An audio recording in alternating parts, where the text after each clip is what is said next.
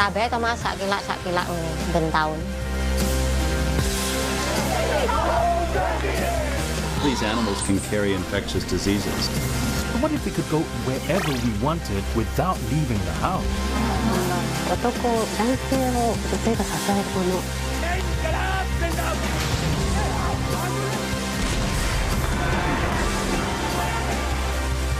They should never have really stayed on board. A centuries-old history gives us an understanding of where China's future lies. I have a front row seat as China's new chapter unfolds, and I'm not about to miss this moment in history. Olivia Xiong, CNN, Beijing. This is Asia Now. It's 11 a.m. in Singapore and Hong Kong, 8:30 New Delhi, and 10 o'clock in Jakarta. I'm Loke Wei Sue at this hour. Well, daily new cases of the coronavirus continue to drop in India, but the vaccination rollout still limited by many states not having enough supplies. A further challenge as well with the emergence of thousands of cases of a deadly fungal infection linked to COVID-19. The president of Belarus accused of state terrorism after reports that he issued an order forcing a plane to land in order to arrest an opposition journalist who was on board that plane. On no end to post-coup violence in Myanmar, security forces kill at least 4 this morning as resistance fighters step up their own campaign against the military government.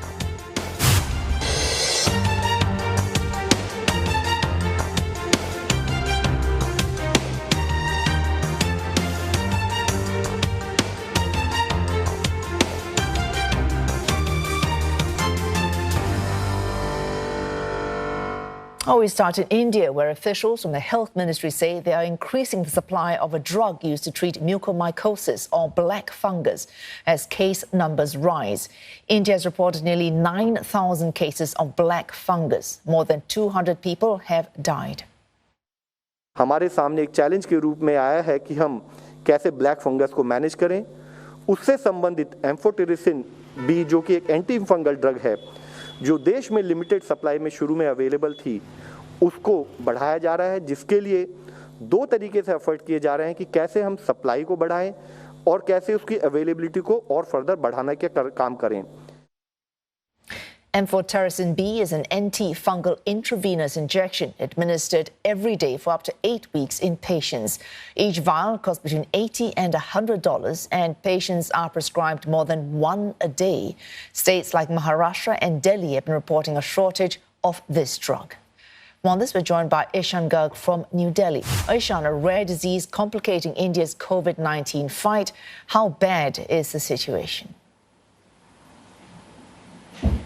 Well, the situation is getting increasingly bad every single day. In Delhi, we don't have the numbers of how many cases are being reported every single day, but the bigger hospitals are reporting at least 20 or 30 new infections on a daily basis. So that gives you an idea of how bad things are here in Delhi. And in bigger states with a larger population, especially the ones that are more badly hit by COVID-19, like the state of Maharashtra and Gujarat, the numbers of black fungus infections are even higher. Now, several doctors are attributing the cause of this infection to overuse of steroids in patients.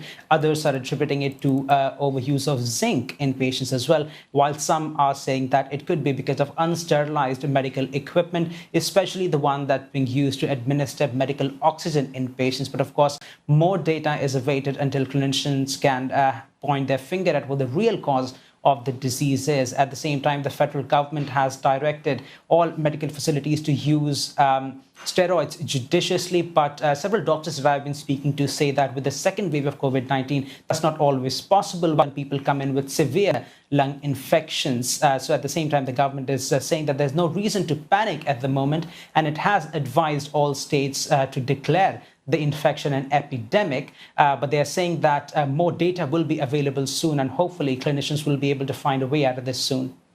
Ishan, of course, there is slightly more positive news on the coronavirus situation. Numbers of new cases dropping since May the 9th. That was the peak. Delhi as well seeing drops in numbers of cases. It says it will start easing restrictions from next Monday if daily cases continue to drop. What do experts have to say about this potential easing, given the problems with vaccine supplies?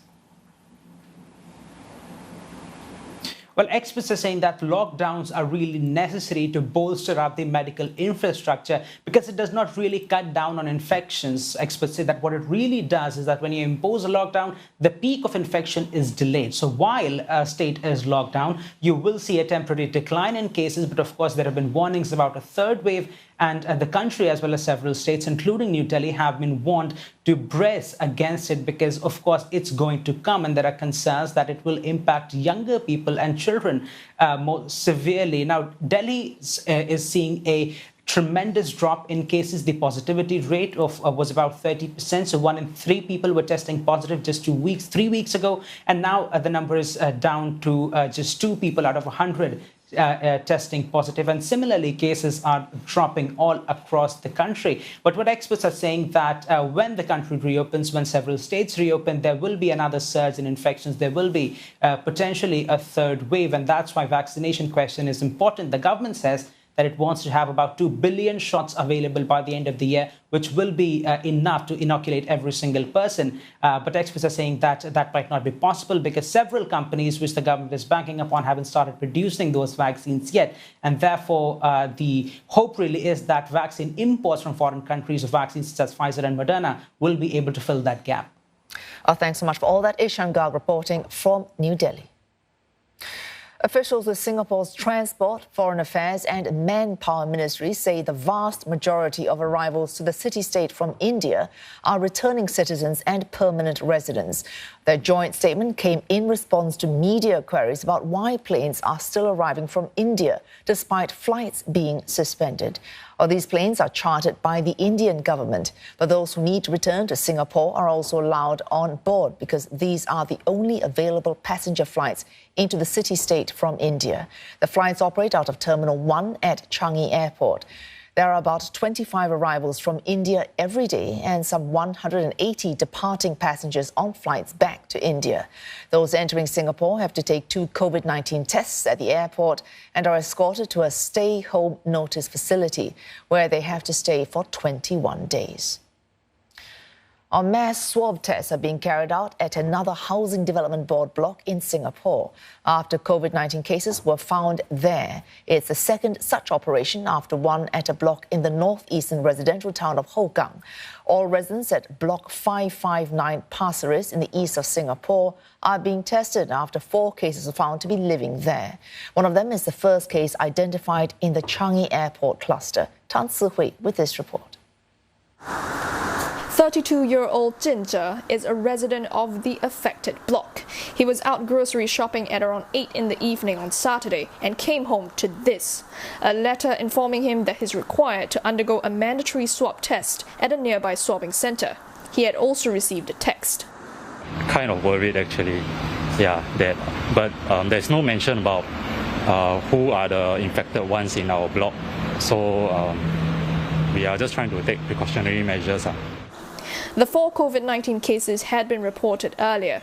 One of them is an 88-year-old man who is a cleaner at Changi Airport Terminal 3.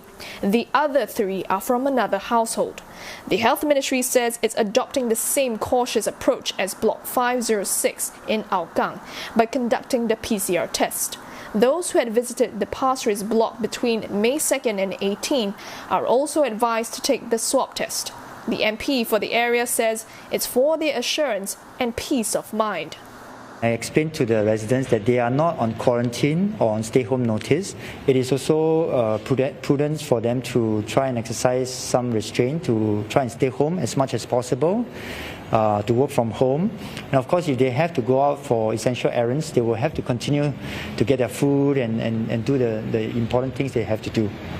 I'm heading inside the swabbing center as I have an appointment after visiting White Sands Mall about 2 weeks ago. So let's have a look at operations inside. 5 different groups of people, from airline crew to those from the construction and marine sector, were also waiting to be tested, but they were clearly segregated. For Block 519, it's much more special, so I just came in immediately. There wasn't any queue, so I just come in. It's quite a smooth process, so it's done within 5 minutes, even I have no appointment or anything. More than half of the 240 residents have been tested. They're told results will be out within the next 24 to 48 hours. The rest will have to get tested by Monday. Singapore's Health Minister